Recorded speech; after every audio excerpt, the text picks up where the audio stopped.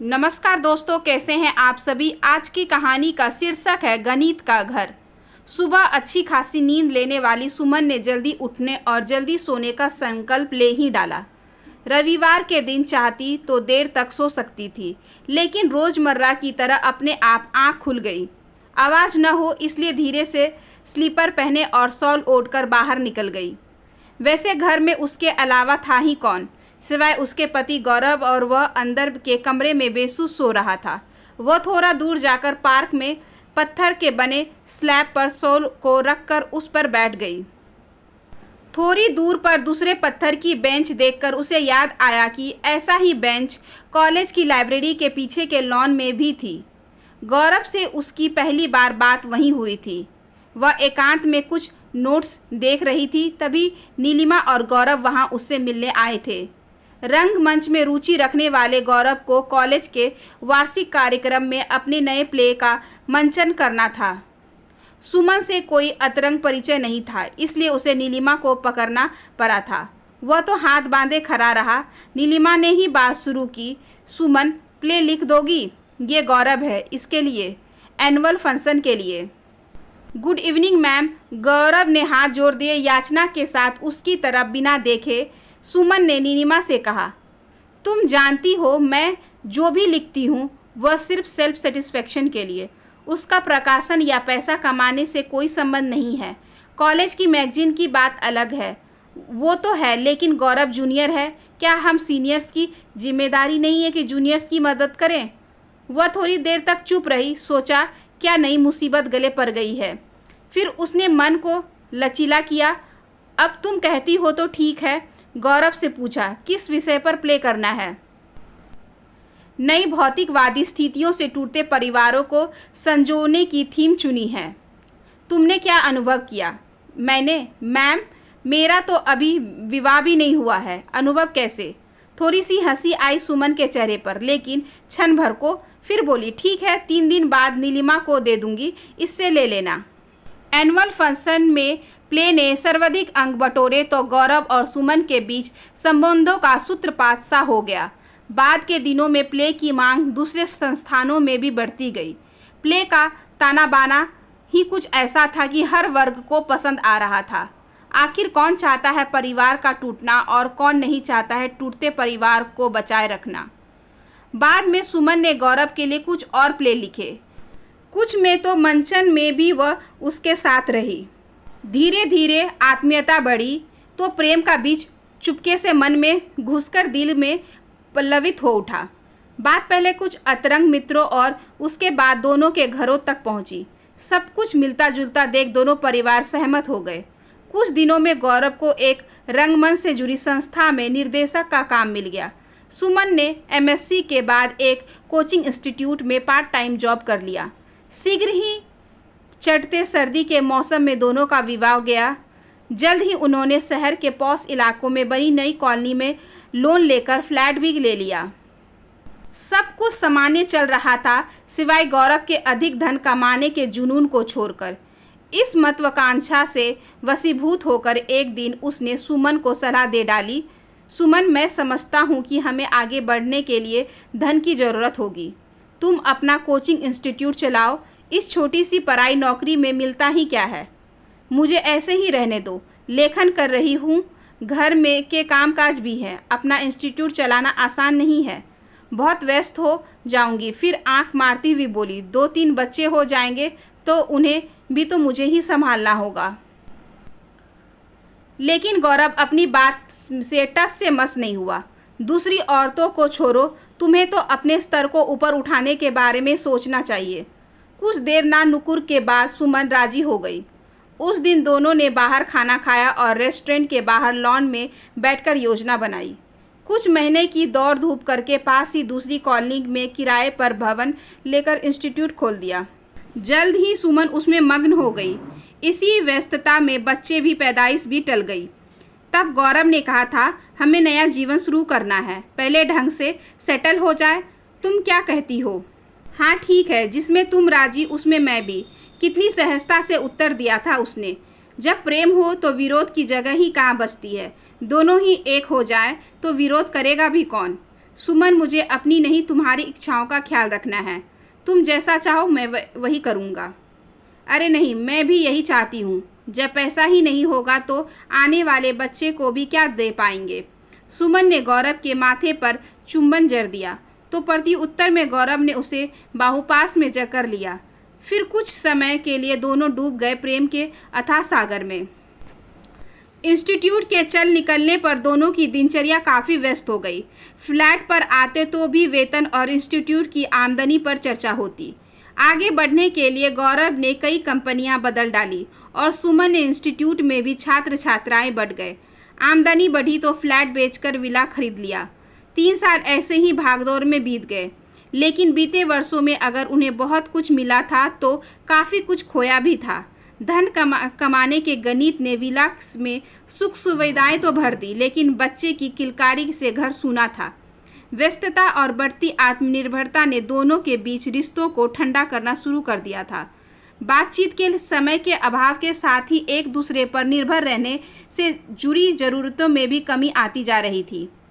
आए दिन छोटी छोटी बात पर दोनों के बीच में पहले बहस, फिर आरोप प्रत्यारोप और बाद में बोलचाल बंद होने लगी। इतवार के दिन गौरव ने मूवी देखनी चाहिए। मन हुआ कि सुमन से पूछ ले, लेकिन हिम्मत नहीं पड़ी।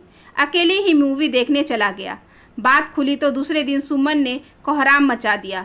तुम समझते हो मैं अकेले कुछ नहीं कर सकती। मैं तुम्हारी मोहताज नहीं हूँ। मैं ही कौन सा तुम्हारे सहारे जी रहा हूँ। ज़्यादातर काम तो खुद ही करता हूँ। तुमसे कोई उम्मीद भी नहीं रखता। गौरव भी झल्ला उठा। उम्मीद रखना भी मत। मैंने तो पहले ही अपने दम पर जीने का मन बना लिया है। खुद कमाती हूँ और घर बाहर के सारे अपने काम खुद ही करती हूँ। समझे? धौंस किसी और को देना। घर का खर्चा कौन चलाता है। आ गए अपने पे। मैं तो जानती ही थी कि तुम्हारे मन में क्या पक रहा है, गुस्से से बोली सुमन। सुमन के कर्कश शब्दों ने उसके अंदर तक चीर दिया। हर बात का गलत अर्थ निकालती हो, कुछ तो समझदारी हो। मैं गलत हूँ तो क्यों साथ रख रहे हो इस बोझ को? अलग करो। अगर तुम्हारी यही मर्जी है तो अपने अपने खर्चे अलग कर लो। मुझे कोई फ़र्क नहीं पड़ता। गौरव को भी क्रोध आ ही गया। शायद इसी से घर में शांति आ जाए। 2 दिन बोलचाल बंद रही। इसी बीच गौरव के ऑफिस का दोस्त निखिल आ गया। बात छुपनी तो थी नहीं। कुछ देर औपचारिकता के बाद तू मैं शुरू होनी ही थी। हो गई। बात बढ़ी तो निखिल ने समझौता कराने की कोशिश की, लेकिन बातचीत ने बहस का रूप ले लिया। बहुत समझाने पर समझौता तो हुआ, लेकिन खर्चे और काम के बंटवारे के बाद ही तय हुआ कि घरेलू सामान की पूरी खरीदारी गौरव करेगा, जबकि दूध, गैस, नौकरानी और घर का मेंटेनेंस सुमन के हिस्से आ गया। बंटवारा यहीं तक रहता तो ठीक था, लेकिन संबंधों का यंत्रीकरण इतना बढ़ गया कि धीरे धीरे प्रेम और केयरिंग में भी स्थिरता आती ही गई। महीने के पहले सप्ताह में गौरव महीने भर का सामान लाकर रख देता। बाकी चीज़ें शर्त के मुताबिक सुमन जुटाती।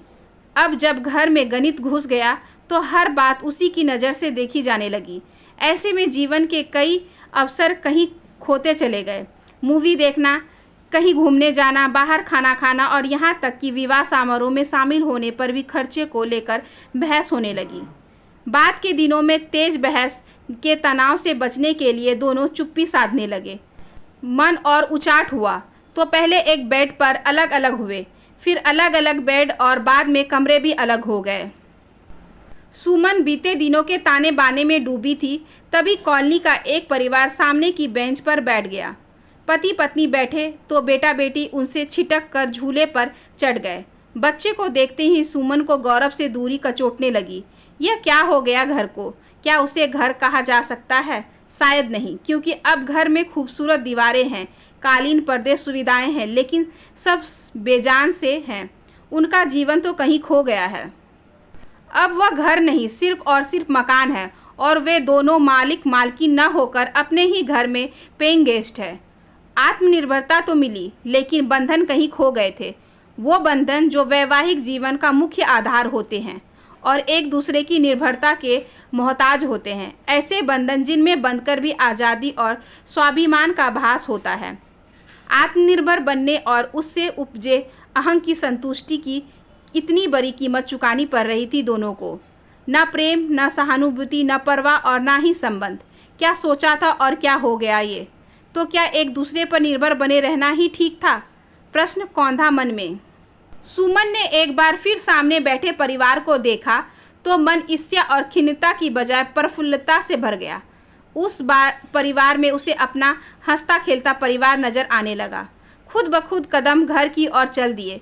घर में आते ही लॉबी में से कमरे में झांका। गौरव अभी भी बेसुध सोया हुआ था। अचानक उसके मन में गौरव के लिए प्रेम उमड़ पड़ा। उसने उसके पास जाना चाहा, लेकिन जा न सकी। एकाएक मन में विचारों को व्यवहारिक रूप देना कभी कभी बहुत मुश्किल होता है, लेकिन अंदर का आह्लाद ने उसे तितली सा बना दिया था।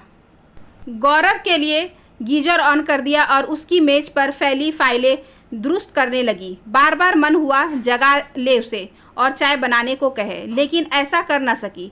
नहाकर आई तो गौरव अभी भी सोया हुआ था। चेहरा देखा तो छोटा भोला भाला बच्चा सा नजर आया।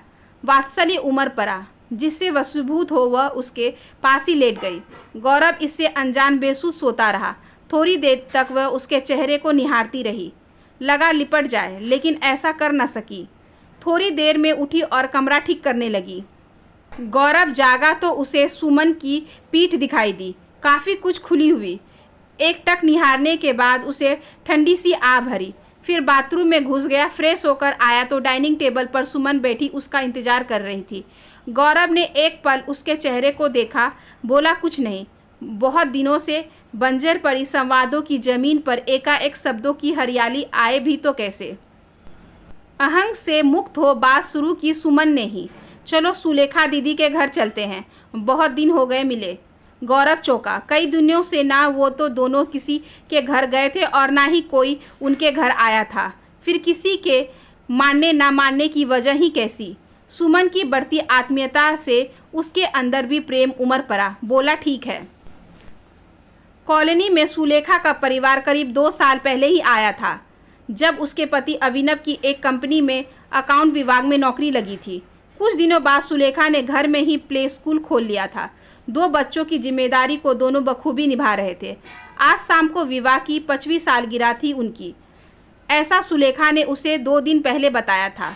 कॉलबेल बजाने पर सुलेखा ने दरवाज़ा खोला। अरे आओ आओ, बहुत दिनों बाद दर्शन दिए महारानी जी ने। उसके साथ दोनों लॉबी के सोफे पर बैठ गए। शाम को डिनर तो याद है ना, छोटा सा कार्यक्रम है। शब्दों में ना कोई औपचारिकता ना कोई तनाव। अभिनव भाई साहब कहाँ हैं? सुमन ने पूछा। शाम के प्रोग्राम के लिए कुछ सामान लेने गए हैं। चाय पीने के दौरान बात घूम फिर कर आ गई घर के खर्च पर। दीदी आपके घर का खर्च कौन चलाता है? कौन का क्या अर्थ है? अरे ये तो घर है, इसमें कौन की तो कोई जगह ही नहीं है। फिर भी अब की गौरव ने सवाल किया। अरे भाई, एक अलमारी में पैसा रखा रहता है, उसी में से जब काम पड़ता है कोई भी निकाल लेता है। फिर भी कोई हिसाब तो रखता ही होगा। इसमें हिसाब कैसा, और किसी से पूछने की भी क्या ज़रूरत। अरे दीदी, आप और भाई साहब दोनों कमा रहे हैं तो कुछ तो। सुमन, दोनों कौन? पति पत्नी तो एक ही होते हैं। अगर अलग अलग हुए तो घर कहाँ रह जाएगा, नर्क हो जाएगा। अरे यार, ये कोई ऑफिस या दुकान थोड़ी है जो गुना भाग हो। सुमन कुछ कहती कि तब तक अभिनव आ गया। अरे भाई, तुम्हें तो शाम को बुलाया था, अभी से आधम के। अभिनव की चुटकी पर सभी ठहाका लगा बैठे। बस छुट्टी थी, आप लोगों की याद आई, चले आए, सुमन बोली और आते ही घर का हिसाब किताब मांगने लगी। सुलेखा की बात पर सब हंस पड़े। अरे नहीं, मैं तो कैसा हिसाब किताब भाई? अभिनव ने हंसते हुए पूछा। यही कि घर का खर्च कौन चलाता है, कैसे मैनेज होता है। मैंने तो कह दिया कि सारा मैं ही खर्च करती हूँ। सुलेखा ने अभिनव की चिकोटी काटी। ठीक कहा। अरे डार्लिंग, जब मैं तुम्हारा हो गया तो जो मेरा है वह सब तुम्हारा ही तो है। अपन तो तुम्हारे टुकड़ों पर ही पल रहे हैं मोहतरमा जी। फिर सब खिलखिलाकर हंस पड़े। थोड़ी देर में सुलेखा बोली, नहीं नहीं, मेरा कुछ भी नहीं, सब इन्हीं के कारण है। ऋणी और निर्भर हूँ इन पर। इनके बिना तो एक कदम नहीं चल सकती। मैं तो धन्य हूँ इन्हें पाकर। अभिनव के फ्लैट से लौटते समय गौरव और सुमन को लगा जैसे हवा में उड़ रहे हो। सारा तनाव, सारा भारीपन और गंभीरता न जाने कहाँ चली गई। विला में पहुंचने पर सुमन ने अपनी अलमारी से सारे पैसे निकालकर गौरव की अलमारी में रख दिए। ये क्या कर रही हो? मुझे नहीं रखना हिसाब किताब। एक तो घर का काम करो और फिर पैसों का खर्च में माथापच्ची करो। सुमन ने प्यार भरी उल्हाना दी। मेरी सारी जिम्मेदारी तुम उठाओगे, पत्नी हूँ तुम्हारी, समझे? अरे हर हाइनेस जी, मैं भी तो आपके बिना एक कदम नहीं चल सकता। नजरें इनायत बनाए रखना मैडम। गौरव ने उसकी बाहें पकड़कर सीने से लगा लिया। सुमन ने खुद को छुड़ाने की कोशिश की लेकिन असफल रही। गौरव ने उसे कसकर बाहों में भींच लिया और फिर थोड़ी ही देर में दोनों बेड पर गिर पड़े। आशा करती हूँ कि आज की ये छोटी सी कहानी आपको अच्छी लगी होगी। अगर अच्छी लगी हो तो please like, share and subscribe करें। हमारे चैनल को ज़्यादा से ज़्यादा शेयर करें और बेल आइकन को ज़रूर प्रेस कर लें ताकि अगली वीडियोज़ की नोटिफिकेशन आपके पास सबसे पहले पहुँचे। धन्यवाद।